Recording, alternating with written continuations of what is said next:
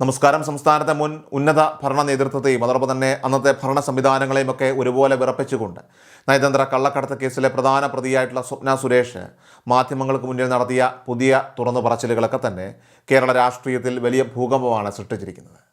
കാരണം മുൻ സർക്കാരിൻ്റെ പരമോന്നത പദവികളും ഔദ്യോഗിക സംവിധാനങ്ങളും ഒക്കെ ദുരുപയോഗം ചെയ്തുകൊണ്ട് അന്ന് വൻതോതിലുള്ള സാമ്പത്തിക ക്രമക്കേടുകളും അതോടൊപ്പം തന്നെ രാജ്യവിരുദ്ധ പ്രവർത്തനങ്ങൾ നടന്നുവെന്നാണ് സ്വപ്ന സുരേഷിൻ്റെ വെളിപ്പെടുത്തലുകളിൽ നിന്നും വ്യക്തമാകുന്നത്. മുൻ ഭരണാധികാരിയായ പിണറായി വിജയനും അദ്ദേഹത്തിൻ്റെ കുടുംബത്തിനുമെതിരെ അതീവ ഗുരുതരമായിട്ടുള്ള ആരോപണങ്ങളാണ് ഇത്തവണ സ്വപ്ന ഇപ്പോൾ ഉന്നയിച്ചിട്ടുള്ളത്. കേവലം ഭരണപരമായ വീഴ്ചകൾക്കപ്പുറം വ്യക്തമായ പദ്ധതികളോടെ നടപ്പിലാക്കിയ സാമ്പത്തിക അട്ടിമറികളാണ് സംസ്ഥാനത്ത് നടന്നതെന്നും ഇതിനായിട്ട് പ്രത്യേക അവിശുദ്ധ കൂട്ടുകെട്ടുകൾ ഭരണസിരാ കേന്ദ്രങ്ങളിൽ സജീവമായിരുന്നുവെന്നും അവർ ആരോപിക്കുകയാണ്. താൻ ഈ മാഫിയ ശൃംഖലയിലെ വെറും ഒരു നിഴൽ അല്ലെങ്കിൽ ഒരു കരു മാത്രമായിരുന്നുവെന്നും യഥാർത്ഥ സൂത്രധാരന്മാർ അധികാരത്തിൻ്റെ തണലിൽ സുരക്ഷിതരായിരിക്കുകയാണെന്നും സ്വപ്ന സുരേഷ് മാധ്യമങ്ങൾക്ക് മുന്നിൽ വാദിക്കുകയാണ്. ഭരണകൂടത്തിൻ്റെ ഉന്നത തലങ്ങളിലൊക്കെ തന്നെ നടന്നിട്ടുള്ള അതീവ രഹസ്യമായിട്ടുള്ള അന്താരാഷ്ട്ര സാമ്പത്തിക ഇടപാടുകളെക്കുറിച്ച് വളരെ കൃത്യമായ വിവരങ്ങൾ തനിക്കറിയാമെന്നാണ് സ്വപ്ന സുരേഷ് അവകാശപ്പെടുന്നത്. അന്താരാഷ്ട്ര നയതന്ത്ര ചാനലുകളെ പോലും അനായാസമായിട്ട് ദുരുപയോഗം ചെയ്യാൻ ഭരണ സംവിധാനങ്ങൾക്ക് സാധിച്ചുവെന്നത് അതീവ ഗൗരവത്തോടെയാണ് രാഷ്ട്രീയ നിരീക്ഷകർ പോലും ഇവിടെ നോക്കിക്കാണുന്നത്. പുതിയ സംഭവ വികാസങ്ങളുടെയും രാഷ്ട്രീയ മാറ്റങ്ങളുടെയും പശ്ചാത്തലത്തിൽ തനിക്കെതിരെ മുൻ സർക്കാർ ചുമത്തിയിട്ടുള്ള വ്യാജ കേസുകൾ പൂർണ്ണമായിട്ടും റദ്ദാക്കണമെന്ന ആവശ്യവുമായിട്ട് നിലവിലെ മുഖ്യമന്ത്രി വി ഡി സതീശനെ നേരിട്ട് കാണാനായിട്ട് ഒരുങ്ങുകയാണ് സ്വപ്ന സുരേഷ്. ഉള്ള സത്യം മാധ്യമങ്ങളിലൂടെ പുറത്തു പറഞ്ഞതിൻ്റെ പേരിൽ മാത്രം താൻ സംസ്ഥാനത്തുടനീളമുള്ള വിവിധ കോടതികളിൽ കയറിയിറങ്ങി നടക്കേണ്ടി വന്നുവെന്നും കള്ളക്കേസുകളിൽ തന്നെ കുടുക്കി തൻ്റെ ജീവിതം തന്നെ തകർക്കുകയാണ് മുൻ ഭരണാധികാരി പിണറായി വിജയൻ ചെയ്തതെന്നും അവർ ഇവിടെ കുറ്റപ്പെടുത്തുകയാണ്. ഇവിടെ ജീവിക്കാനുള്ള സാഹചര്യം ഒരുക്കണമെന്നും തനിക്ക് നീതി ഉറപ്പാക്കണമെന്നും പുതിയ സർക്കാരിനോട് ആവശ്യപ്പെടാനാണ് ഇപ്പോൾ അവരുടെ തീരുമാനം. നയതന്ത്ര പരീക്ഷയുള്ള പ്രത്യേക ബാഗേജുകൾ വഴി യാതൊരുവിധ തടസ്സങ്ങളുമില്ലാതെ സ്വർണവും വിദേശ കറൻസികളുമൊക്കെ തന്നെ രാജ്യത്തിലേക്ക് കടത്താൻ കഴിഞ്ഞതിന് പിന്നിൽ ഭരണകേന്ദ്രങ്ങളുടെ നേരിട്ടുള്ള പിന്തുണയുണ്ടായിരുന്നുവെന്നാണ് സ്വപ്ന സുരേഷിൻ്റെ പ്രധാന ആരോപണം. അന്താരാഷ്ട്ര തലത്തിലുള്ള സുരക്ഷാ പ്രോട്ടോക്കോളുകൾ പൂർണ്ണമായിട്ടും ലംഘിക്കപ്പെട്ട ഇത്തരം ഇടപാടുകളിൽ കസ്റ്റംസ് ഉൾപ്പെടെയുള്ള കർശന പരിശോധനകളെപ്പോലും മറികടക്കാൻ ഉന്നത ഉദ്യോഗസ്ഥരുടെ വിശ്വസ്തത തുണയായി. വിദേശ കോൺസുലേറ്റിൻ്റെ അടച്ചിട്ട മുറികളിൽ നിന്നും പ്രത്യേകമായി തയ്യാറാക്കപ്പെട്ട ഭാരമേറിയ വസ്തുക്കൾ യാതൊരു പരിശോധനയുമില്ലാതെ അന്നത്തെ IT സെക്രട്ടറിയുടെ നേരിട്ടുള്ള നിയന്ത്രണത്തിൽ മുഖ്യമന്ത്രിയുടെ ഔദ്യോഗിക വസതിയിലേക്ക് കടത്തിയ സംഭവവും ഇതിൽ ഉൾപ്പെടുന്നുണ്ട്. ഇത്തരം വാഹനങ്ങൾ പുറപ്പെടുമ്പോൾ തന്നെ അന്നത്തെ IT സെക്രട്ടറിക്ക് വിവരം കൈമാറുകയും മിനിറ്റുകൾക്കുള്ളിൽ അവ സുരക്ഷിത കേന്ദ്രങ്ങളിലേക്ക് മാറ്റുകയും ചെയ്തിരുന്നുവെന്ന് സ്വപ്ന ഇവിടെ വെളിപ്പെടുത്തുകയാണ്. അസാധാരണ പ്രോട്ടോകോൾ അനുസരിച്ച് കോൺസുലേറ്റ് ജീവനക്കാർക്ക് മുഖ്യമന്ത്രിയെ നേരിട്ട് കണ്ട് സംസാരിക്കാൻ നിയമപരമായിട്ട് വിലക്കുകൾ ഉണ്ടായിരുന്നുവെങ്കിലും തനിക്ക് അത്തരം യാതൊരുവിധ നിയന്ത്രണങ്ങളും ഉണ്ടായിരുന്നില്ലെന്ന് സ്വപ്ന സുരേഷ് വ്യക്തമാക്കുന്നു.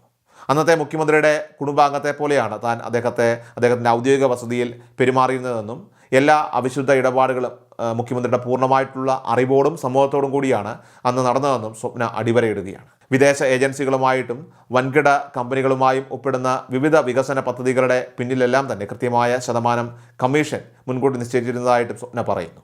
സാധാരണക്കാരായ ജനങ്ങളുടെ നികുതി പണവും വികസന ഫണ്ടുകളുമൊക്കെ എപ്രകാരമാണ് ഭരണകർത്താക്കൾ തങ്ങളുടെ വ്യക്തിപരമായിട്ടുള്ള വിദേശ സാമ്രാജ്യങ്ങൾ കെട്ടിപ്പടുക്കുന്നതിനായിട്ട് തിരിച്ചുവിട്ടതെന്ന അതിൻ്റെ വ്യക്തമായിട്ടുള്ള വിവരങ്ങൾ താൻ അന്വേഷണ ഏജൻസികൾക്ക് നൽകിയിട്ടുണ്ടെന്നും സ്വപ്ന ഇവിടെ ചൂണ്ടിക്കാട്ടും. ഈ കേസിൻ്റെ നിർണായക വിവരങ്ങൾ ഓരോന്നായിട്ട് പുറത്തു വന്നതോടെ തനിക്കെതിരെ ഉണ്ടായ വധഭീഷണികളെക്കുറിച്ചും ജയിലിൽ താൻ അനുഭവിക്കേണ്ടി വന്ന ക്രൂരമായിട്ടുള്ള മാനസിക ശാരീരിക പീഡനങ്ങളെക്കുറിച്ചും അവർ അതീവ വികാരഭരിതയായിട്ടാണ് സംസാരിച്ചത് തന്നെ. കേന്ദ്ര അന്വേഷണ ഏജൻസികളുടെ പിടിയിൽ നിന്നും ഒഴിവാകാനായി ബംഗളൂരുവിലേക്ക് മാറിയ വേളയിൽ തന്നെ പൂർണ്ണമായും അപായപ്പെടുത്താനായിട്ട് വലിയൊരു കെണിയാണ് അധികാരികൾ ഒരുക്കിയതെന്നും സ്വപ്ന ഇവിടെ ഓർക്കുകയാണ്.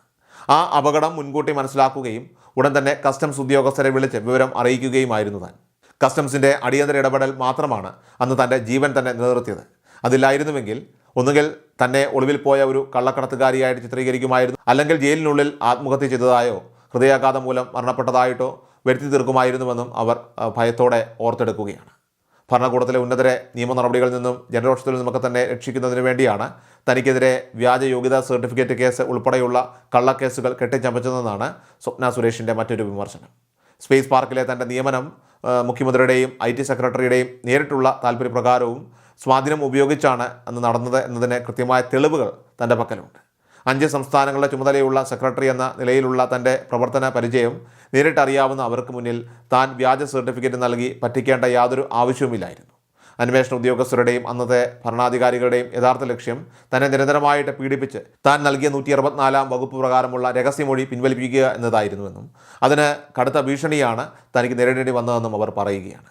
ഭരണതലത്തിലെ അതീവ സ്വാധീനമുള്ള കുടുംബാംഗങ്ങളെ ലക്ഷ്യമിട്ടുകൊണ്ട് വ്യക്തിപരമായിട്ടുള്ള ഗുരുതരമായ ആരോപണങ്ങളും സ്വപ്ന സുരേഷ് ഉന്നയിക്കുന്നുണ്ട്. അന്നത്തെ മുഖ്യമന്ത്രിയായിരുന്ന പിണറായി വിജയൻ്റെ ഭാര്യ കമലയാണ് ഈ ഇടപാടുകളുടെ എല്ലാം തന്നെ പിന്നിലെ യഥാർത്ഥ സൂത്രധാരയെന്നും മാസ്റ്റർ ബ്രെയിൻ എന്നും സാമ്പത്തിക ശൃംഖലയെ നിയന്ത്രിച്ചിരുന്നത് അവരാണെന്നുമാണ് സ്വപ്ന ഇവിടെ ആരോപിക്കുന്നത്.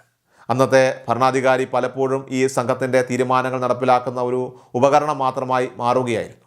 വിദേശ രാജ്യങ്ങളായ അമേരിക്ക, UAE എന്നിവിടങ്ങളിൽ ഇവർക്ക് വ്യാപകമായ ബിസിനസ് പങ്കാളിത്തമുണ്ടെന്നും ചികിത്സയുടെ പേരിൽ നടത്തുന്ന വിദേശയാത്രകൾ ഈ സാമ്പത്തിക സാമ്രാജ്യം വിപുലീകരിക്കാനായിട്ട് വേണ്ടിയിട്ടുള്ളതാണെന്നും ആക്ഷേപമുണ്ട്. കുടുംബത്തിനുള്ളിലെ അധികാര സമവാക്യങ്ങളെക്കുറിച്ചും മകൾക്കും പേരക്കുട്ടികൾക്കുമുള്ള നിർണായക സ്വാധീനത്തെക്കുറിച്ചും പരാമർശിക്കുന്ന സ്വപ്ന ഇത്തരം വൻകിട ബിസിനസ് തന്ത്രങ്ങൾ മെനയാൻ അന്നത്തെ മുഖ്യമന്ത്രിക്ക് പര്യാപ്തമായിട്ടുള്ള ബുദ്ധിയോ സമയമോ ഉണ്ടായിരുന്നില്ലെന്നും പരിഹസിക്കുകയും ചെയ്യുന്നുണ്ട്. സംസ്ഥാന സർക്കാർ അഭിമാന പദ്ധതികളായി ഉയർത്തിക്കാട്ടിയ കെ-ഫോൺ, കേരയിലെ ലൈഫ് മിഷൻ തുടങ്ങിയ പ്രൊജക്റ്റുകളെല്ലാം തന്നെ വൻതോതിൽ വിദേശ കമ്മീഷൻ കൈപ്പറ്റാനായിട്ട് മാത്രം ആസൂത്രണം ചെയ്തതാണെന്നാണ് സ്വപ്ന സുരേഷിൻ്റെ മറ്റൊരു പ്രധാനപ്പെട്ട ആരോപണം. അന്താരാഷ്ട്ര കൺസൾട്ടൻസി കമ്പനിയായിട്ടുള്ള PwC വഴി കോടികളുടെ കമ്മീഷൻ ഇടപാടുകൾ നടന്നിട്ടുണ്ടെന്നും ലൈഫ് മിഷൻ പദ്ധതിയിൽ നടന്ന കോഴപ്പണം ബാങ്ക് ലോക്കറുകൾ വഴി കൈമാറിയതിൻ്റെ കൃത്യമായ ഡിജിറ്റൽ തെളിവുകൾ തൻ്റെ കൈവശമുണ്ടെന്നും സ്വപ്ന ഇവിടെ വ്യക്തമാക്കുകയാണ്. മുൻ സർക്കാർ അധികാരത്തിൽ നിന്നും പുറത്തു പോയതുകൊണ്ടാണ് താൻ ധൈര്യപൂർവ്വം കേരളത്തിലേക്ക് തിരികെ വന്നതെന്നും പിണറായി വിജയനെതിരെയുള്ള നിയമ പോരാട്ടങ്ങൾ യാതൊരു വിട്ടുവീഴ്ചയുമില്ലാതെ തുടരുമെന്നും സ്വപ്ന സുരേഷ് ഉറപ്പിച്ച് പറഞ്ഞു കഴിഞ്ഞിരിക്കുകയാണ്. അന്താരാഷ്ട്ര തലത്തിൽ സുരക്ഷിതമായിട്ടുള്ള സാമ്പത്തിക നിക്ഷേപങ്ങൾ നടത്തിയ ശേഷം നിയമ നടപടികളിൽ നിന്നും രക്ഷപ്പെടാൻ രോഗബാധിതനാണെന്ന് വരുത്തി തീർത്ത് വിദേശത്തേക്ക് കടക്കാൻ പോലും നീക്കങ്ങൾ നടന്നിട്ടുണ്ടെന്ന ഞെട്ടിക്കുന്ന ആരോപണത്തോടെയാണ് സ്വപ്ന സുരേഷ് തൻ്റെ വെളിപ്പെടുത്തലുകളൊക്കെ തന്നെ ഇവിടെ അവസാനിപ്പിച്ചിരിക്കുന്നത്.